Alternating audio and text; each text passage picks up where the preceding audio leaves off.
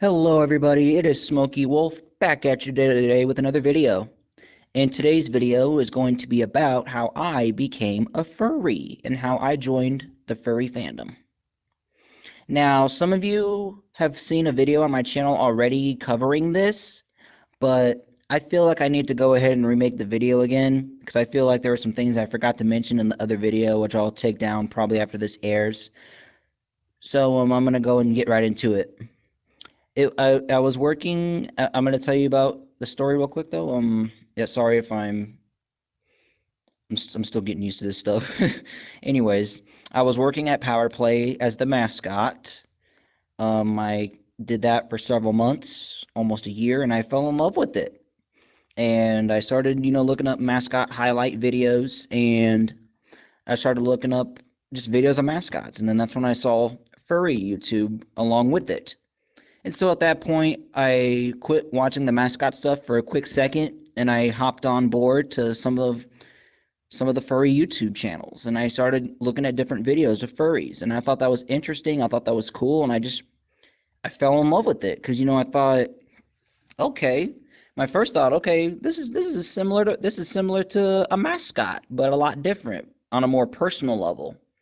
And so yeah, I started looking at all these different furry YouTubers online. The first one I want to say is Nas Hyena. I've also watched Odin Wolf, Bakari, Majira Strawberry, and Ash Coyote.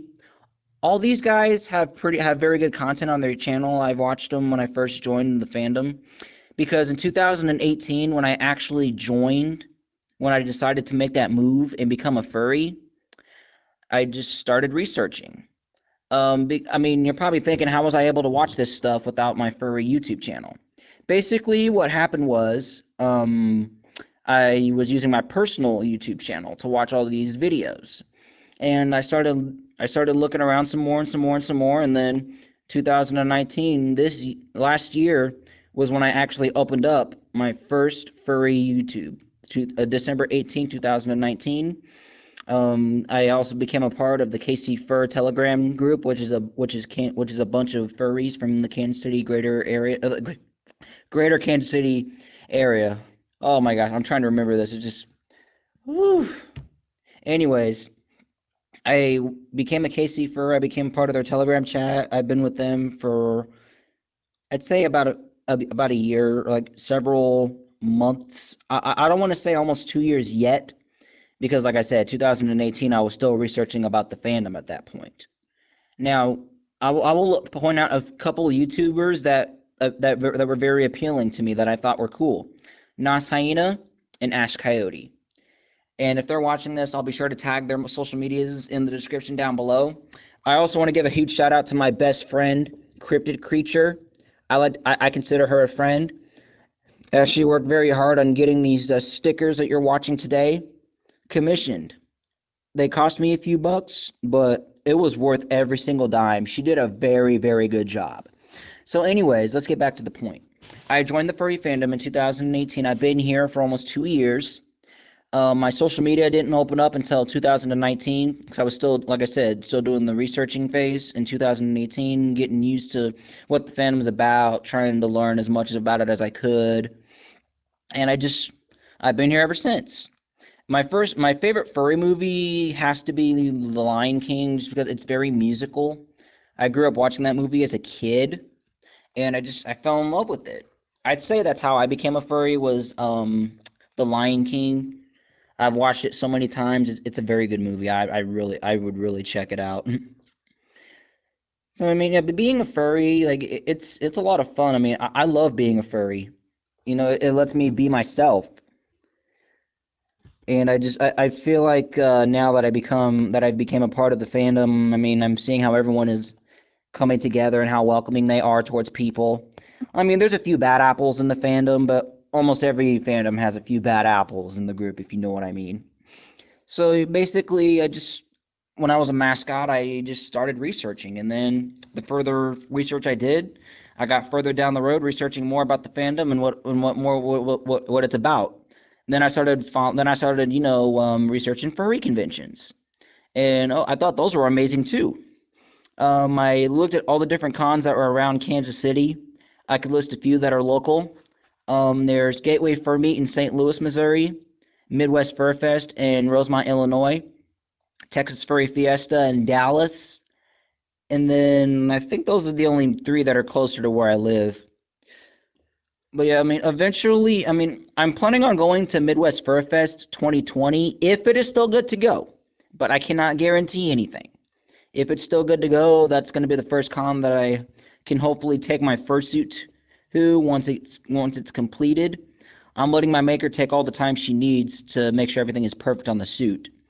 I mean, that's just, I mean, me. I don't want to be the idiot that gets on the maker's butt and tells them to hurry up. I mean, that's not me. I mean, these makers bust their butts off trying to get the materials and getting everything perfect. So I know that's a little off topic though, but I'm trying to stay on topic as much as I can when it comes to being a part of the fandom.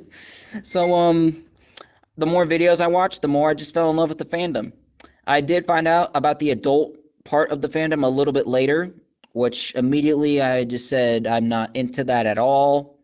Something in my head was saying, "Oh, this looks cool," and I'm like, "Nope, it's not my style."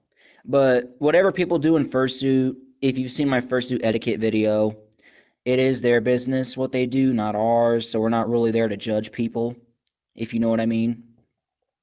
And yeah, I've enjoyed being a furry ever since then. I'm still learning stuff every single day.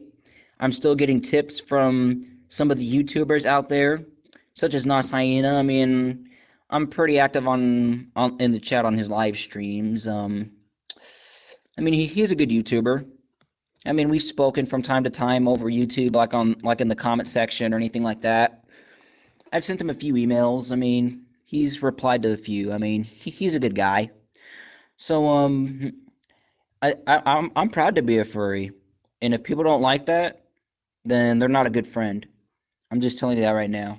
I mean, it's just being a furry, it just made me feel good about myself. I found out that the furry fandom is a community that's very open to people, and they're so welcoming, which I really like. That when I first joined the fandom, I mean, I was welcomed with open arms, and it was amazing. I'm proud. Like I said, I'm proud to call myself a furry. I'm proud of it. I'm proud of it every single day of being a furry. And I do not plan on leaving the fandom anytime soon. My plan is I'm here to stay. I mean, because there's so many cool things happening in the fandom now. I mean, yes, because of COVID-19, we cannot go to furry conventions because of the government shutting down the cons. Hopefully, once this goes away, we can all go to furry conventions again and be together as a group, as we did before. But yeah, but hopefully, my goal is to be not the best furry YouTuber, but one of the best YouTubers that I can be, and that starts with getting advice from people, from different backgrounds. All right, everybody, I hope you enjoyed today's video. Give it a big thumbs up if you liked it. Comment section down below if you have any video suggestions or just want to chat. Subscribe today if you want to get notified about my future videos. Ring that notification bell to be notified about my future videos. You can also follow me on patreon.com/smokywolf. You can also follow me on Twitter, Facebook. I want to thank you guys so much for watching today's video. And like always, be amazing at everything you do. Thank you guys so much for watching. I will see you guys in the next video. See you guys later.